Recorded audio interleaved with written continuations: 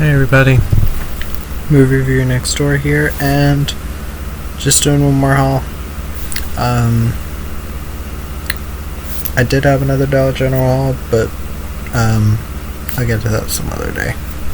But yeah, this is the eBay haul that I was waiting to get in, because one movie kept being like, oh, we're sending one movie, and then we're sending 4, and then we're sending 2, and then we're sending 3, and very annoying. But yeah, just gonna get right into it. This is all from one seller here. It was buy 3 get 3 free, so I got 12 from this one seller. But yeah. Archive. Theo James, Stacey Martin, Rona Mitra. About a guy who is trying to bring back his wife basically through AI. Sounds kind of like Replicas with Keanu Reeves. Maybe I'll compare the two films. But yeah.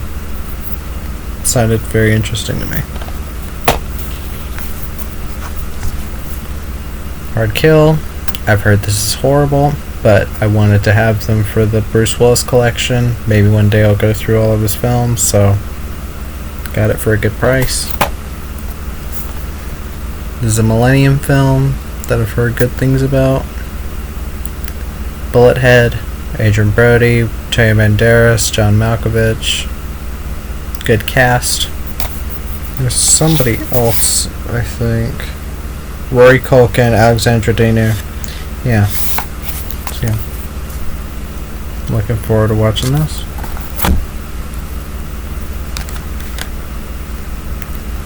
The Dirty Dancing collection, and this is Dirty Dancing and Dirty Dancing Havana Nights, which is a sequel, I think, with Diego Luna. But yeah, it's been forever since I've seen the original Dirty Dancing. I will gladly watch it again, but I do have to be in the mood for it. But yeah, they're also the same length. They're both 105 minutes, so yeah, maybe someday I'll do a video comparing the two. Another Millennium film, Before I Go to Sleep. It's a great thriller about a woman who keeps having she's a woman who wakes up each day remembering nothing after a mysterious accident, and she tries to piece together her life, and she's torn between trusting her doctor and her husband. So yeah, I recommend the film. This film was awful, but I wanted to have the Blu-ray so that I could maybe see the director's commentary and see what the fuck they were thinking. Vanquish. Ruby Rhodes the real star, but Morgan Freeman as well. This film is, I think I rated it my worst of that year, being 2021. I don't know if I'd give it that now. It's probably maybe like a 3 or 4. The action isn't like the worst thing ever, it's just that it's so mindless, and really, this film has a lot of fluff.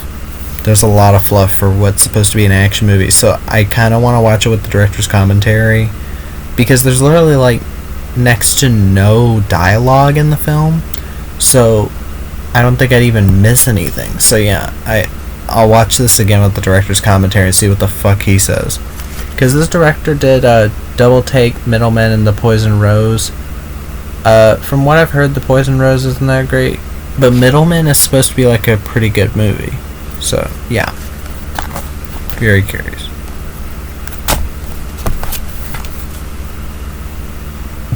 Excuse me. Hot Seat, Kevin Dillon, Mel Gibson. I've heard this is alright. I do want to own Mel Gibson's newer film On the Line, because I heard that's actually a good one from people that I trust. Matt, Rambo Rough for Life, another shout out to you, man. But yeah, I think this could be a fun thriller. Survive the Game, another for the Bruce Willis collection. Chad Michael Murray. I like Chad Michael Murray as an actor. I think he can be a decent leading man. But yeah, other actors in this.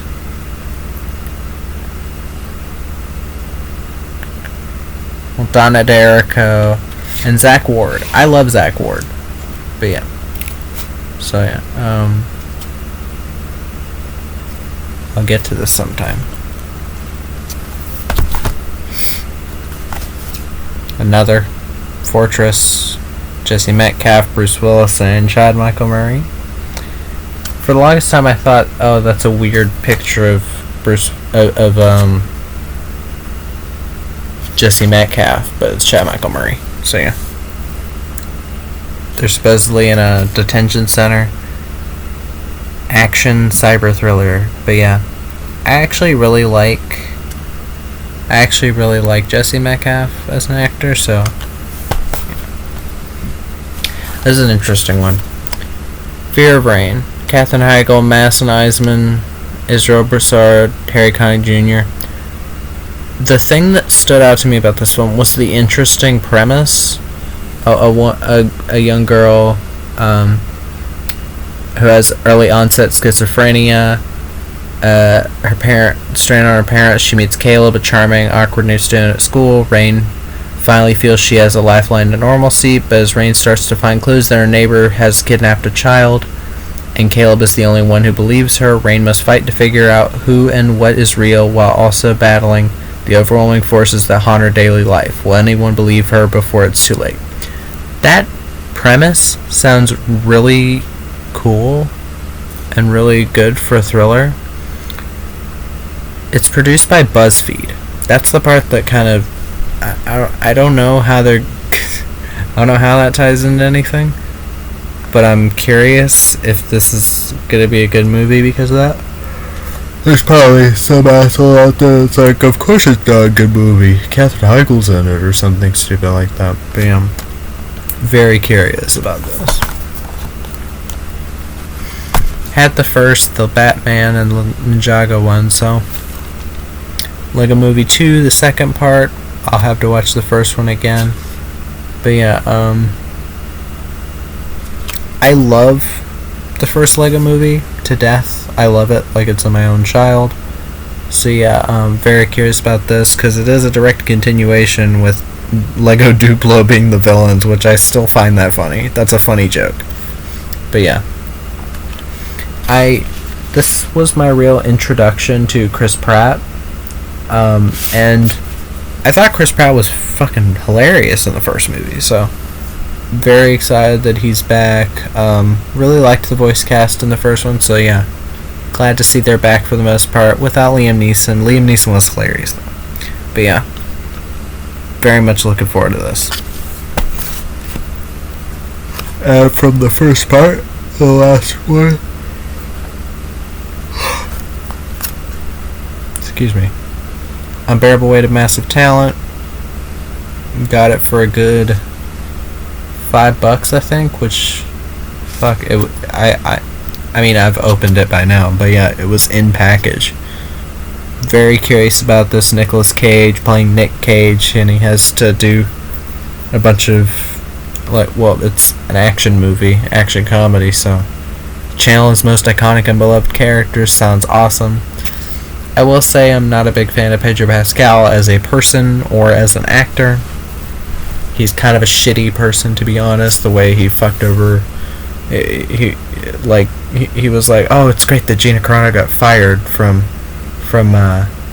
Mandalorian, then he was saying shit like, oh, all gay people are basically pedophiles, which, fuck him. But yeah, also Tiffany Haddish. I could do with a better cast, or a different cast, but yeah, Unbearable Weight of Massive Talent. And for the last part of it, these are the ones that kept coming late, so yeah, get to them. American Murderer, Tom Pelphrey, Ryan Philippe, Idina Menzel, Jackie Weaver. Pretty decent cast. Apparently it's based on a real guy. Tom Pelphrey was on Ozark, and my mom wanted to see him in a movie, so got it. I mean, I got it mainly for Ryan Philippe, but he's not the star. But yeah, looking forward to this.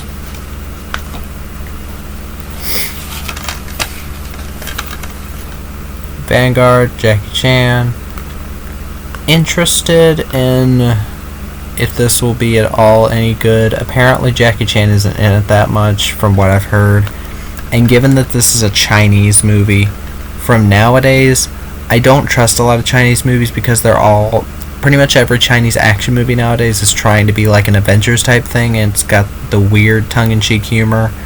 It's got the over-the-top CG that does not work because it's usually not that great CG. Like that film The Rookies that I reviewed, I gave a 6 out of 10 because I was like, yeah, it's okay, it's nothing more, nothing less. But it did have its painful moments of comedy and shit. But yeah, maybe I'll give it a look. Incentivizing myself by purchasing them.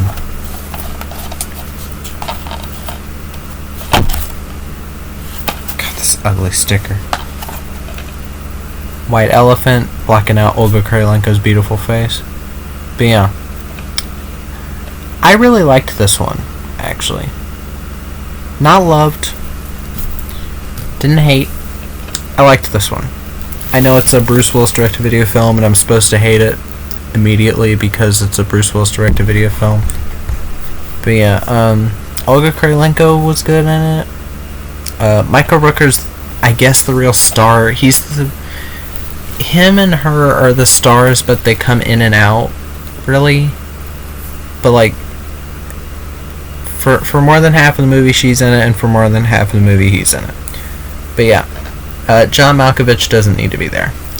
But yeah, fun movie, directed by Jesse B. Johnson, who did Avengement, Accident Man, The Butcher, all 3 films I love, action films, mafia, whatever. The Mercenary was good. I wasn't a big fan of Dominic Vandenberg. Triple Threat, I really liked Triple Threat. I need to rewatch that one, but yeah. Good movie. Another Mel Gibson direct-to-video film, curious about. Agent Game. This is a DVD plus Blu-ray plus digital. I don't know why on earth you'd package a Blu-ray in a DVD box. That's very confusing, but they are right. That is a Blu-ray, as you can see right there. Yeah. Very curious as to if this is at all good. It's got Dermot Mulroney. I'm not big on Dermot Mulroney, with Jason Isaacs. And, what's his name? Barkhad Abdi from Captain Phillips. But yeah. Conjuring 3. I already have Conjuring 2, so might as well get Conjuring 3 for $5. Pretty much all of these from the second thing were $5 a piece, so yeah.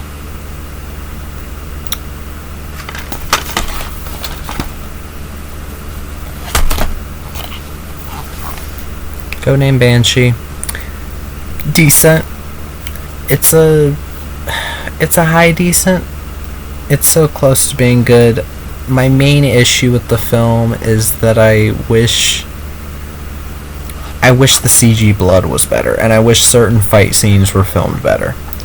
But for this director, John Keyes, who's apparently just does a bunch of this type of film where he gets like a well-known actor in the second role. Well, I mean, I like Jamie King though. There's no issue there acting-wise.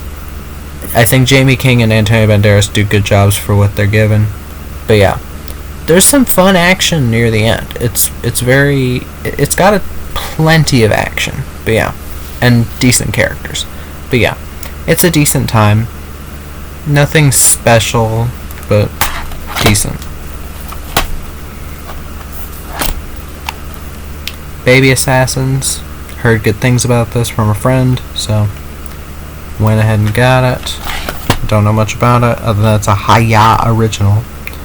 And the last one, Shattered. Now, why did I get this movie? And you're probably asking, oh, that got awful reviews, why'd you get it?